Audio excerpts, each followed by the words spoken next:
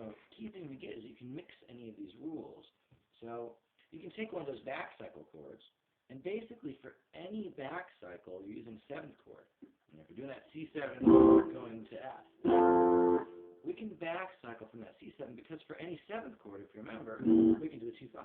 So I can go G minor, C7 to F. So if I do this, jingle bells, jingle all the way. Right there, that back cycle, I can go all the way to F. So any of these back cycles can have a 2-5, attached to it. Instead of just doing a 7th chord the back cycle, you can do a 2-5 back cycle. So you're always doing this little movement. So basically for any chord, for F, I can do a back cycle like this, 2, 5, 1. If I had an A, for example, I could do it 2, 5, 1. The way that works here again, if your chord is on this string, 6th string, you go 2 frets up. There's a 7th chord, there's a back cycle, and the 2 chord for that, the minor chord for that is right there at the same fret. If you're doing the chord here on the original chord, your back cycle's on the same fret, and the 2 is skip a fret up and make minor. So you can always do that little 2-5 chord progression preceding any chord, basically. A couple little things that will make it work better is when you do a minor chord. If you're back cycling to a minor chord, we're going to use an altered 7th chord. So if we're back cycling from the 6th chord, the A minor in this case, the back cycle is the E7 chord. We're going to do an E7 altered, like maybe an E7 sharp 5, sharp 5, or a flat 9. And of course, that flat 9 is a diminished. So you can move that little thing around.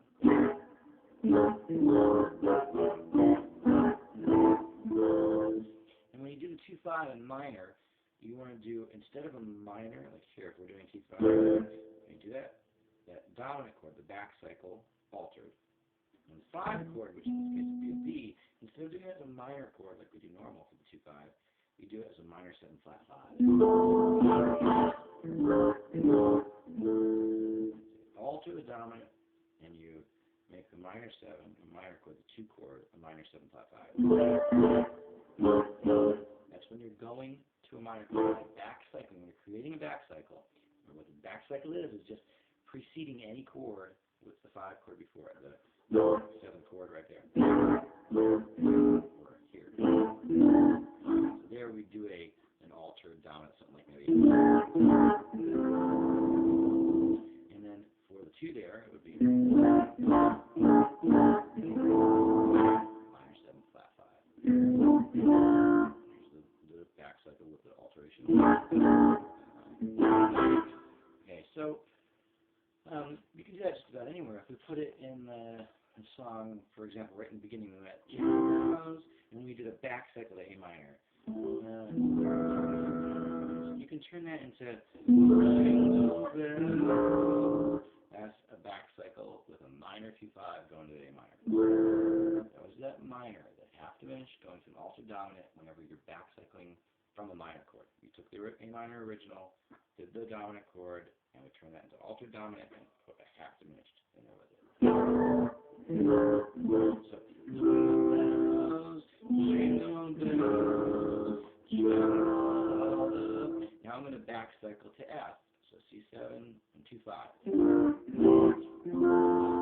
Maybe do the D minor diatonic. Is to ride, so maybe like this. There is no one horse open, D minor. So we get jingle bells, jingle bells, and jingle.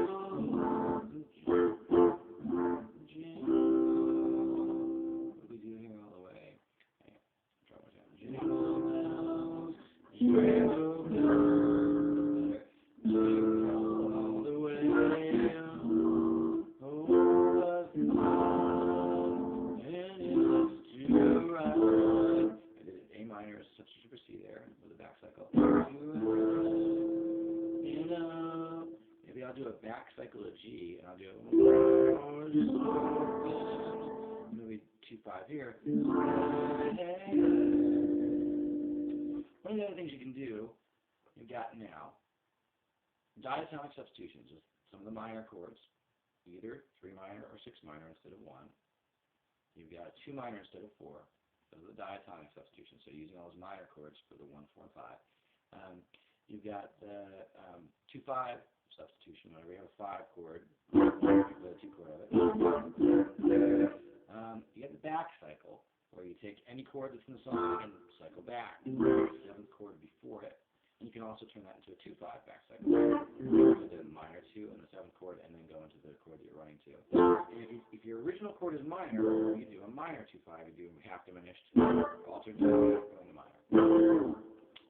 You can also do a tritone substitution. Tritone substitutions are pretty easy to find on the fingerboard. If your root note's here, you skip a string and a fret. If your root note's here, you skip a string and a fret. So really, wherever you are, you can go up or down a string and a fret. So if you're on the E, you go down a string and a fret to the 6th string, or you go up a string and a fret to the 4th string. So if your original chord, for example, is C7, we went from C7 to F, the tritone C is a G flat. And you can play a 7th chord there. And any version of that 7th chord, maybe a 9th chord. Instead of C, you played F sharp, G flat. 7th chord. So in that place in the song where we went to F, instead of the C7, I can do a. And the reason why is a C7, root, 3rd, and 7th. Have the same 3rd and 7th as the G. Those 2 notes are the same. Same notes, except for the root note. It sounds wildly different, but most of the notes in the chord are the exact same. And most of the places where you'll see a 7th chord function, that chord will provide the same function. So if we do it here, jingle, jingle, jingle all the way, I can go, oh, what fun, you'll get that cool little, kind of off sound, but it works. So again, if I'm doing it, maybe try a couple of these. Jingle, jingle bells, jingle bells. I'll try this again. Jingle bells, jingle all the way. And then, oh, what fun it is to ride. Maybe here I'll do so then. Now instead of 5, that G7 chord, I'm going to do a tritone substitution there. Instead of G7, I'm going to play that 1 string and fret away, 7th chord. Any version of that voicing. D7, or sorry, D flat 7 instead of G. So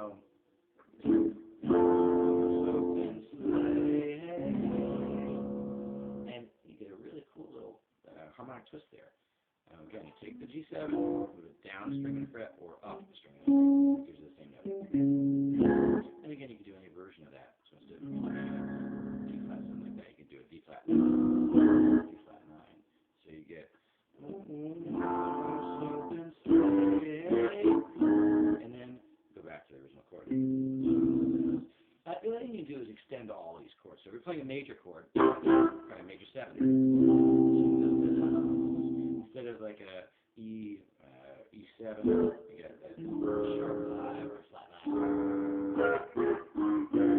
And then instead of the A minor, do an A minor 7, or even an A minor 9.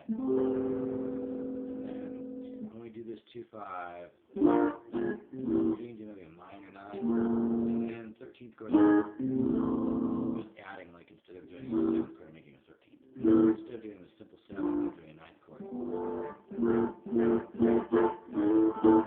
And for the F chord, instead of just doing a major chord, do a major 7.